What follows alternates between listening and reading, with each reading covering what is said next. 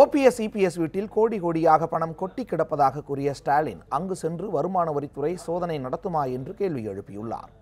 திருமாநிலையூரில் நடந்த பொதுக்கூட்டத்தில் கரூர் தொகுதி காங்கிரஸ் வேட்பாளர் ஜோதிமணியை ஆதரித்து ஸ்டாலின் பிரச்சாரம் செய்தார். தமிழகத்திற்கு பாஜக ஒன்றுமே செய்யவில்லை என்று கூறிய தம்பிதுரை தற்போது மோடிக்கு ஆதரவாக பேசி வருவதாக குற்றம் சாட்டினார். நீட் தேர்வை காங்கிரஸ் கொண்டு வந்தபோது அதை தமிழகத்தில் திமுக அனுமதிக்கவில்லை என்று கூறினார். ஜெயலலிதா உயிரோடு இருந்திருந்தால் எடப்பாடி பழனிசாமி வேனில் சென்று வாக்கு கேட்டிருப்பாரா என்று ஸ்டாலின் கேள்வி எழுப்பியுள்ளார். அம்மையார் ஜெயலலிதா அவர்கள் உயிரோடு இருந்தபோது இப்படி எல்லாம் வேன்ல போயிருப்பாங்களா? அவங்க யாராவது ஒத்தராவது போயிருப்பாங்களா? ஆனா இப்போ ஏதோ தன்னை ஒரு எம்ஜிஆர் மாதிரி நினைச்சுக்கிட்டு வேன்ல ஏறி நின்றுகிட்டு, அது பயங்கரமான கூட்டம், மக்கள் அலையலையா வருகிற கூட்டம். அந்த கூட்டத்தில் போய் அவர்கள் இப்போது என்ன பிரச்சாரம் செய்கிறார்கள்? காங்கிரஸ் கட்சியின் மீது, திமுக மீது சில தேவையற்ற விமர்சனங்களை செய்து கொண்டிருக்கக்கூடிய நிலையை தான் பார்க்கிறோம்.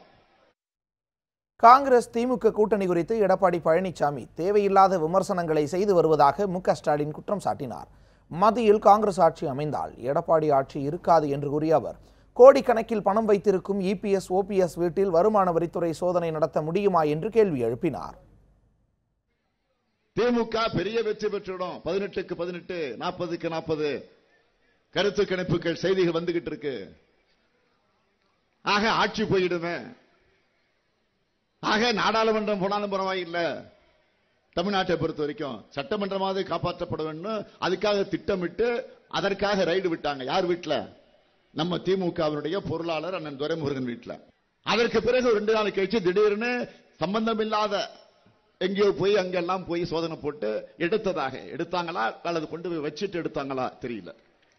தேர்தல் நேரத்தில் போலீஸ்ல இருந்து புகார் வந்துச்சு, அதனால நடவடிக்கைங்கிறீங்க. இப்ப நான் சொல்றேன், எதிர்க்கட்சி தலைவர் நான் சொல்றேன், ஓபிஎஸ் வீட்டுல இபிஎஸ் வீட்டுல கோடி கோடியாக பணம் இருக்கு, போய் சோதனை போட தயாரா? அதை விட நாங்க மோடி வீட்லயே கோடி கோடியா கொள்ளையடிச்ச பணம் பூரா அங்க இருக்கு, ரஃபேல்ல வந்த பணம் பூரா இருக்கு. நான் சொல்றேன், போய் சோதனை போடுறீங்களா?